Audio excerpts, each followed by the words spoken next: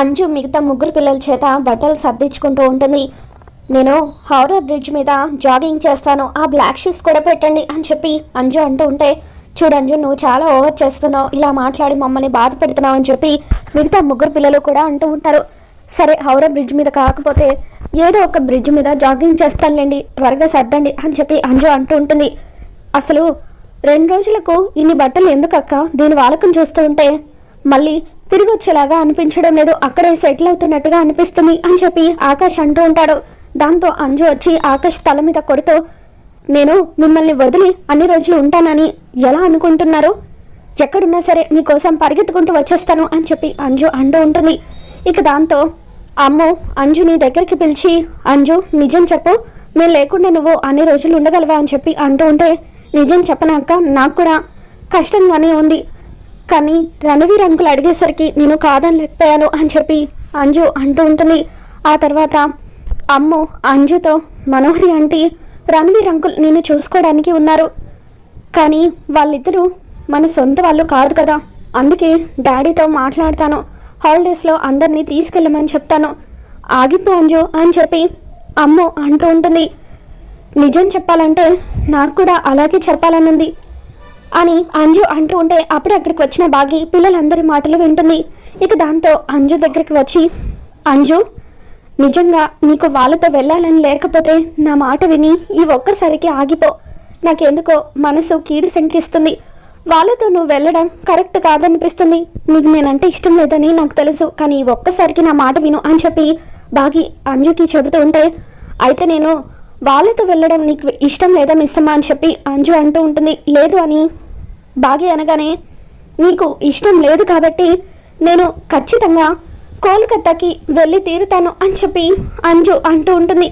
ఆ తర్వాత అమ్మతో, అమ్మో చిన్నప్పటి నుండి ఎందుకో తెలీదు కోల్కతా అంటే నాకు ఇష్టం, ఎప్పటి నుండో నాకు కోల్కతా చూడాలని ఉంది, అందుకే రణవీర్ అంకుల్తో నేను వెళ్తాను అని చెప్పి అంటూ ఉంటుంది.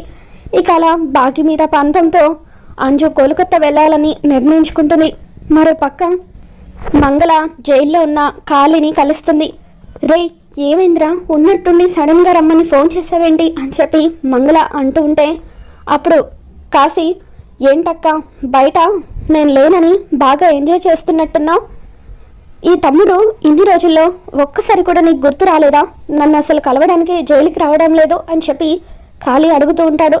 అది కాదురా తమ్ముడు, నా పరిస్థితి ఏం చెప్పమంటావు, ఆ బాగి పెళ్లి చేసుకొని వెళ్ళిపోయింది, అప్పటి నుండి సందు దొరికినప్పుడల్లా మీ బావ నన్ను కాల్చుకు తింటున్నాడు, నా పరిస్థితి ఏమీ బాగోలేదు, ఉన్న ఒక్కగానొక్క తమ్ముడివి జైలు పాలయ్యావు, నేను పడుతున్న బాధలు అంతా ఇంత కాదు అని చెప్పి మంగళ అంటూ ఉంటుంది. ఇక ఆ తర్వాత కాళీ, రేపు నేను జైలు నుండి విడుదలవుతున్నానక్క అని చెప్పి అంటూ ఉంటే, అదేలారా అసలు నీకు బెయిల్ ఇవ్వడం కూడా కుదరదని అన్నారు కదా, మరి నువ్వు ఎలా రిలీజ్ అవుతున్నావు అని చెప్పి అడుగుతూ ఉంటుంది. సత్ప్రవర్తనతో రిలీజ్ అవుతున్నాను అని చెప్పి కాళీ అంటూ ఉంటే, ఏంట్రో మనకు సంబంధం లేని విషయాల గురించి, సంబంధం లేని పదాల గురించి మాట్లాడుతున్నావని చెప్పి మంగళ అంటూ ఉంటుంది. ఈ జైలు జీవితం నాకు ఎన్నో నేర్పించిందక్క, అందుకే నేను కూడా బయటకు వచ్చిన తర్వాత అందరికీ నేర్పించాలనుకుంటున్నాను అని చెప్పి కాళీ అంటూ ఉంటాడు. ఇంతకీ నువ్వేం చేయబోతున్నావురా అని చెప్పి మంగళ అంటూ ఉంటుంది.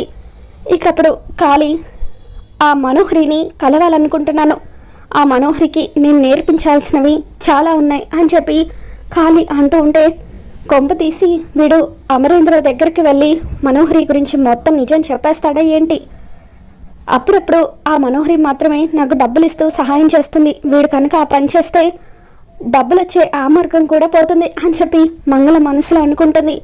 అంటే ఇప్పుడు ఆ అమరేంద్ర దగ్గరికి వెళ్ళి నిజం చెప్పబోతున్నావరా అని చెప్పి మంగళ అంటూ ఉంటే, అదేం కాదక్క, నేను ఆ మనోహరిని పెళ్లి చేసుకోబోతున్నాను, మర్యాదగా నాతో పెళ్లి కొప్పుకుందా సరే, లేదంటే ఆ అమరేంద్రకు మొత్తం నిజం కూడా చెప్పేస్తాను అని కాళీ అంటూ ఉంటాడు. నువ్వు ఆ మనోహరిని పెళ్లి చేసుకోవడం ఏంట్రా అని చెప్పి మంగళ అంటుంది. లేకపోతే నన్ను కేసులో ఇరికించి నేను జైల్లో ఉండేలాగా చేసి, తను మాత్రం బయట హ్యాపీగా ఉంది, నన్ను బయటకు తీసుకురావడానికి ఎటువంటి ప్రయత్నాలు కూడా చేయలేదు, అందుకే ఆ మనోహరిని పెళ్లి చేసుకోవాలని నేను నిర్ణయించుకున్నాను, బయటకు వచ్చాక మనోహరిని పెళ్ళాడి నేనంటే ఏంటో చూపిస్తాను అని చెప్పి కాళీ అంటూ ఉంటాడు. ఇక ఆ రోజు రాత్రి బాగి ఇంటి బయట కూర్చొని అంజుని రణవీర్తో పంపించకుండా ఏం చేయాలని చెప్పి ఆలోచిస్తూ ఉంటుంది. అప్పుడు రాతోడు బాగి దగ్గరికి వస్తాడు. ఏంటి మిస్ అమ్మ, ఏదైనా మార్గం ఆలోచించావా అని చెప్పి అంటూ ఉంటే, లేదు రాతోడు, ఆ ఇద్దరు తోడు దొంగలు కలిసి ఎటువంటి క్లూ లేకుండా అంజుని తీసుకువెళ్ళాలని చూస్తున్నారు. ఆయనకి ఏం చెప్పి ఆపాలో కూడా అర్థం కావడం లేదు అని చెప్పి బాగి అంటూ ఉంటుంది. ఒక పని చేయి మిస్ అమ్మ, వెళ్ళి అంజు పాపకు రణవీర్ వాళ్ళతో వెళ్ళొద్దని చెప్పు అని రాతోడు అంటూ ఉంటాడు. ఆ సమ్మడం కూడా అయింది అని చెప్పి బాగి అంటూ ఉంటుంది. ఇక ఏం చేయాలని కాసేపు ఆలోచించిన తర్వాత నాకే ఒక ఐడియా వచ్చింది. ఇప్పుడు ఆయన దగ్గరికి వెళ్తాను. కన్న తల్లిగా అంజుని వాళ్ళతో పంపించడం నాకు ఇష్టం లేదని అరిచి చెబుతాను అని బాగి అంటూ ఉంటే, ఏం మాట్లాడుతున్నావు మిస్ అమ్మ, నువ్వు సార్ దగ్గరికి వెళ్ళి గట్టిగా అరిచి చెప్తావా? అసలు అది అయ్యే పనినా అని చెప్పి రాతోడు అంటూ ఉంటాడు.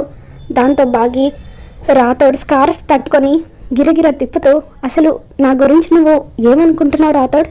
నేను మాట్లాడలేను అనుకుంటున్నావా? ఇప్పుడే నేనంటే ఏంటో చూపిస్తాను అని చెప్పి బాగి అంటూ ఉంటుంది. ఇక అలా ఆవేశంగా మాట్లాడుతూ గేటు వైపు వెళ్తూ ఉంటే, మిస్ అమ్మ దారి అటు కాదు ఇటు అని చెప్పి లోపలికి చూపిస్తాడు. ఇక బాగి తెలుసులే రాతాడు అని చెప్పి అమర్ దగ్గరికి ఆవేశంగా వెళ్తూ ఉంటుంది. అమర్ బెడ్ మీద కూర్చొని ఏదో వర్క్ చేసుకుంటూ ఉంటాడు. అప్పుడు బాగి, అసలు ఏంటండి మీ గురించి మీరు ఏమనుకుంటున్నారు? పిల్లల్ని వాళ్ళతో పంపించడం నాకు ఇష్టం లేదని చెప్పాను కదా, వాళ్ళ ఇంటెన్షన్ కూడా కరెక్ట్గా లేదని నాకు అనిపిస్తుంది. నా మాట వినకుండా మీరు పిల్లల్ని వాళ్ళతో ఎలా పంపిస్తారు అని చెప్పి బాగి అరుస్తూ ఉంటే, నువ్వు ఏం మాట్లాడుతున్నావు మిస్ అమ్మ? ఏ లూజు, అలా గట్టిగా అరిచి స్పీడ్గా చెప్పకపోతే స్లోగా చెప్పొచ్చు కదా, ఏం చెప్పాలనుకుంటున్నావో అని అమర్ అంటూ ఉంటాడు. పిల్లల్ని వాళ్ళతో పంపించడం నాకు ఇష్టం లేదని చెప్పాను కదా అని బాగి అంటూ ఉంటుంది. ఏంటి అని అమర్ గట్టిగా అరుస్తాడు. దాంతో సడన్గా బాగికి భయం వేసి ఎక్కిళ్ళు వస్తూ ఉంటాయి. ఇక వాటర్ కోసం అమర్ గదిలో అంతా కూడా వెతుకుతాడు. ఎక్కడ వాటర్ లేకపోవడంతో అమర్ సడన్గా బాగి దగ్గరికి వచ్చి బాగిని గట్టిగా హక్ చేసుకుంటాడు. దాంతో బాగికి ఎక్కిళ్ళు ఆగిపోతాయి. అలా అమర్ కళ్ళలోకి బాగి చూస్తూ ఉంటుంది. అమర్ పెదవుల మీద బాగి వెంట్రుకలు పడడంతో తన చేత్తో ఆ వెంట్రుకలను పక్కకి తీస్తూ, ఇప్పుడు ఏం జరిగిందని చెప్పి అంటూ ఉంటే, నీకు ఎక్కిళ్ళు వచ్చాయి, వాటర్ లేకపోవడంతో షాక్ ట్రీట్మెంట్ ఇవ్వడం కోసమని నిన్ను హక్ చేసుకున్నాను. ఇలా షాక్ ట్రీట్మెంట్ ఇస్తే ఎక్కిళ్ళు ఆగిపోతాయి అని చెప్పి అమర్ అంటూ ఉంటాడు. ఇలా చేస్తే ఎక్కిళ్ళు ఆగిపోవడం కాదు, నా ఊపిరి ఆగిపోయేలాగా ఉంది అని చెప్పి బాగి అంటూ ఉంటుంది. తర్వాత అమర్ అక్కడి నుండి దూరంగా వెళ్ళిపోతాడు. మరొకసారి బాగికి ఎక్కిళ్ళు వస్తూ ఉంటాయి. దాంతో బాగి అమర్ వైపు ఆశగా చూస్తూ, రండి హక్ చేసుకోండి అని చెప్పి అలా సైగ చేస్తూ చేతులు దూరంగా చాచుతుంది. ఇక దాంతో అమర్ బాగి దగ్గరకు వచ్చి బాగి చేతుల్ని దూరంగా నెట్టేసి వాటర్ తీసుకొస్తాను అని చెప్పి వెళ్తూ ఉంటే, అవసరం లేదులేండి, ఎక్కిళ్ళు ఆగిపోయాయి అని చెప్పి బాగి అంటూ ఉంటుంది. నేను వెళ్ళి వాటర్ తాగొస్తాను అని బాగి అంటూ ఉంటే, ఇంతకీ నువ్వు ఏం మాట్లాడడానికి వచ్చావని అమర్ అడుగుతాడు. అవును కదా, నేను ఏం మాట్లాడడానికి వచ్చాను? లేదు ఆ విషయం గురించి కాదు, ఇంకేదో మాట్లాడాలని వచ్చాను. అసలు దేని గురించి అని బాగి కాసేపు ఆలోచించి, ఏమో దేని గురించి మాట్లాడడానికి వచ్చానో నేనే మర్చిపోయాను అని బాగి అనుకుంటుంది. సరే నేను ఇక బయలుదేరుతాను, అంజు వాళ్ళ ఫ్లైట్కి టైం అవుతుంది అని చెప్పి అమర్ అక్కడి నుండి వెళ్ళిపోతాడు. ఇంతకీ నేను ఏ విషయం గురించి వచ్చాను? అవును, అంజు పాప గురించి కదా అని చెప్పి ఇక బాగి అలా కంగారు పడుతూ ఉంటుంది. మరోపక్క మనోహరి తన గదిలో బట్టలు సర్దుకుంటూ, అంజుని పంపించడానికి అమర్ ఇంత ఈజీగా ఒప్పుకుంటాడని నేను అస్సలు అనుకోలేదు, నాకు చాలా హ్యాపీగా ఉంది అని చెప్పి మనోహరి అంజు చేత సంతకం పెట్టిచ్చేస్తే ఆ రణవీర్ గాడికి కోట్ల ఆస్తి వస్తుంది.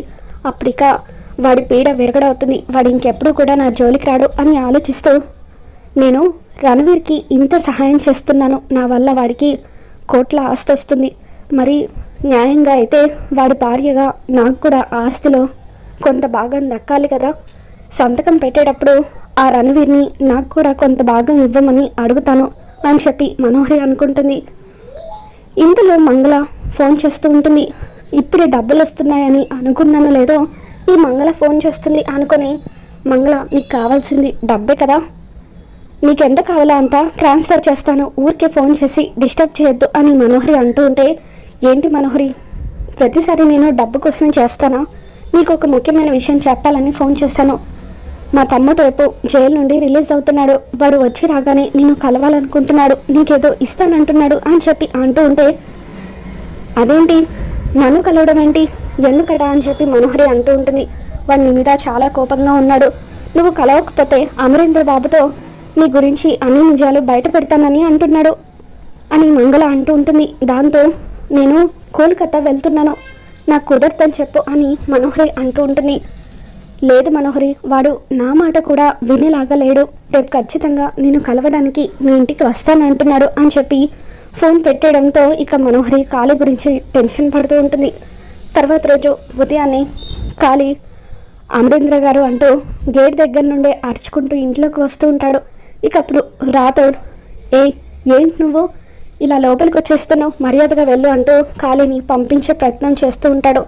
కాళీ మాత్రం రాథోడ్ని తోసుకుంటూ, అమరేంద్ర గారు బయటకు రండి, మీతో అర్జెంటుగా మాట్లాడాలి అని చెప్పి అలా ఇంటి ముందుకు వచ్చి గొడవ చేస్తూ ఉంటాడు. మరి రాబోతున్న ఎపిసోడ్లో ఏం జరగబోతుందో మళ్ళీ మన ఛానల్లో తెలుసుకుందాం. మీకు ఈ వీడియో నచ్చినట్లయితే ఒక లైక్ చేయండి.